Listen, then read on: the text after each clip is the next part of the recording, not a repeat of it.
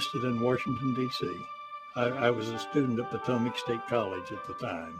I wasn't drafted. I signed up for the V5 program of the Navy, and that's to become a naval aviator. That was in October of 1942. My career as a naval aviator was very short. I was in Air Group 12 on board the USS Randolph for the first carrier attack on the homeland of Japan after the Doolittle raid. There were at least 16 of the large carriers and I don't know how many hundred airplanes.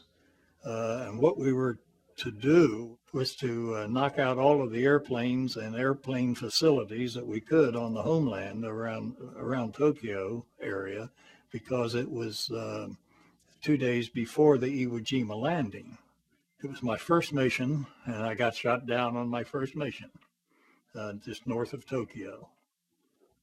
I was a flew dive bomber, SB-2C Helldiver. My plane was hit by anti-aircraft fire, and the engine was on fire. And but I'd already armed the bombs, and I wanted to get rid of them, so I continued my dive and got a direct hit on a big building. I'm sure it was a factory that our skipper had picked out. I was the second man down in the dive. After I pulled out, I couldn't get my straps undone to bail out, and it was a little low. It was about 1,000 feet above the ground. And so I called my crewman on the intercom and told him I was going to ride it in, and I could see this lake ahead, and I was prepared to make a water landing. I'd been trained how to do it. And he decided he'd sit back down and ride it in also. So he sat down and pulled a life raft out of the compartment ahead of him and put it crossways. And he didn't even have his harness straps on when we landed. And he swore it was the best landing I'd ever made. But it turned out all right. The plane sank. And the first thing I knew, this farmer came out in a rowboat, and we got in it. We were about as afraid of him as he was of us. We didn't have any guns on us, and he didn't either. But we didn't know that. He didn't know we didn't have any. So anyway, we got to shore, and then the Army fellows came up in their vehicles and took us captive. They marched us down the road, blindfolded and with our hands tied behind our back.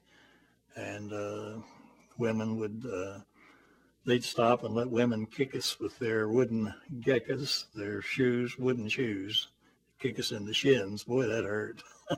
But anyway, they threw us in the back of a truck and took us to this place where they started interrogating us.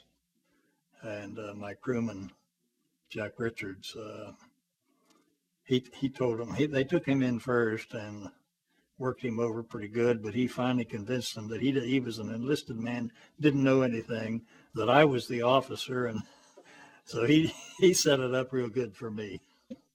But anyway, after they were through working me over pretty good,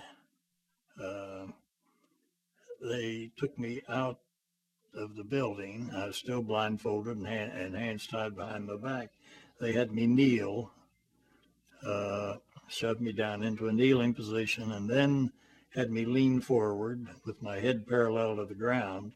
And I envisioned this picture of the in Life magazine of the Japanese about to behead an Australian. And I figured that was about what was going to happen to me. I remember as I was leaning forward with my neck extended that I thought, I hope my mother never finds out how I died. She was back in the hills of West Virginia, and the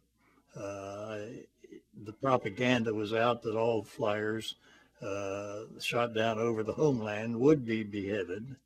And I was hoping that she never found out how. But of course, they didn't behead me. They shoved me back on my heels after a while. It seemed like forever. But, and then they put me on a train and took me to Tokyo.